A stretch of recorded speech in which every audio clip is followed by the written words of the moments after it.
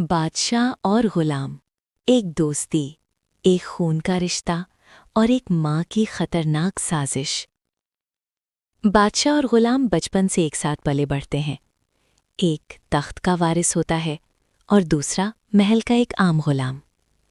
मगर वक्त के साथ उनके दरमियान ऐसी दोस्ती जन्म लेती है जो रुतबे, लिबास और नाम से आज़ाद होती है। लोग उन्हें देखकर कहते हैं, ये दो नहीं, एक ही जान है। लेकिन सवाल ये है कि क्या वाकई ये सिर्फ दोस्ती है, या इस रिश्ते के पीछे कोई ऐसा सच छुपा है जिसे जानना सबकी बस की बात नहीं।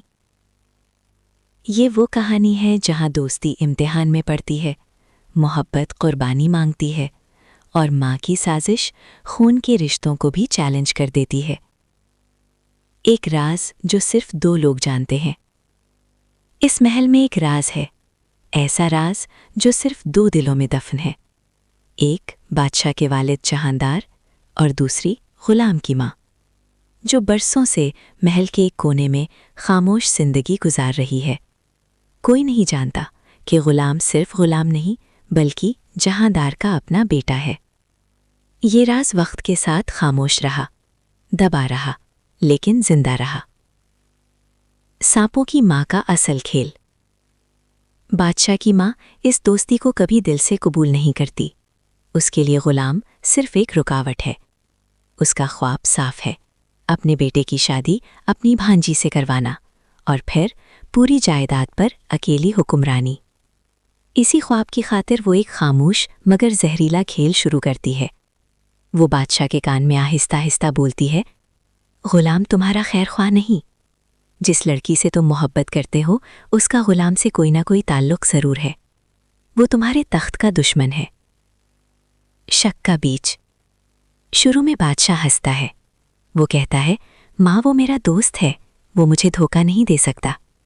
क्योंकि जब दोस्ती सच्ची हो तो शक जगह नहीं बना पाता। मगर फिर कहानी में एक नया मोड़ आता है। सुंदरी का दाखला। सुंदरी एक मासूम, खामोश और बावकार लड़की। वो गुलाम के करीब आने लगती है। पहली मुलाकात इत्तेफाक होती है, दूसरी ज़रूरत, तीसरी एहसास। ये मुलाकातें खामोश होती हैं मगर ताकतवर। बादशाह की माँ की नज़र आखिरकार सुंदरी पर पड़ ही जाती है। वो उसका पीछा करवाती है और जब सच सामने आता है कि सुंदरी गुलाम से मिलती है तो शक यकीन में बदल जाता है। दोस्ती का ज़वाल। अब बादशाह की आंखों पर गुस्से की पट्टी बन चुकी होती है।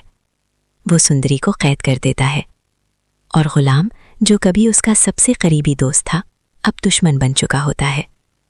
लोहे की सलाखों के पीछे दोस्ती दम तोड़ने लगती है। यही वो लम्हा है जहां कहानी सिर्फ कहानी नहीं रहती बल्कि एक अलमिया बन जाती है। माँ का सच। गुलाम की माँ, जो बरसों से खामोश थी, अब टूट जाती है। वो जहांदार के सामने खड़ी होकर कहती है, बस बहुत हो गया, मैं आपकी बीवी हूँ और गुलाम आपका बेटा है। अब ये राज मजीद नहीं छुप सकता। ये अल्फाज महल की दीवारों को हिला देते हैं। सच का बोझ। जब बादशाह को ये हकीकत मालूम होती है तो उसके हाथ कांप जाते हैं। गुरूर ख़त्म हो जाता है, ताकत बेमानी लगने लगती है। वो खुद से पूछता है, मैंने अपने ही भाई को कैद में कैसे डाल दिया। सांपों का आखिरी जहर। मगर कहानी यहाँ भी नहीं रुकती। बादशाह की माँ आखिरी बार वार करती है। वो कहती है, अगर गुलाम मर गया तो तुम अकेले वारिस होगे, अकेले राज करोगे, कोई शरीक नहीं होगा। लेकिन इस बार बादशाह नहीं डगमगाता। माफ़ी और कुर्बानी। वो गुलाम को बुलाता है, उसके सामने सर झुका देता है।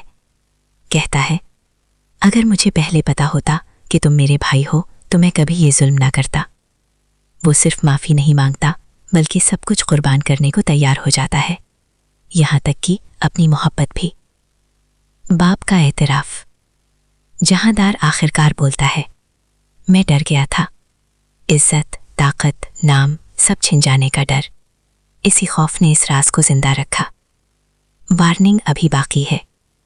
मगर कहानी ख़त्म नहीं हुई, क्योंकि इसी लम्हे बादशाह की माँ एक आखिरी चाल चल चुकी होती है। अब सच सामने है مگر انجام ابھی باقی ہے، کیونکہ جب سازش ماں کی ہو تو خون کے رشتے بھی آزمائش میں پڑ جاتے ہیں۔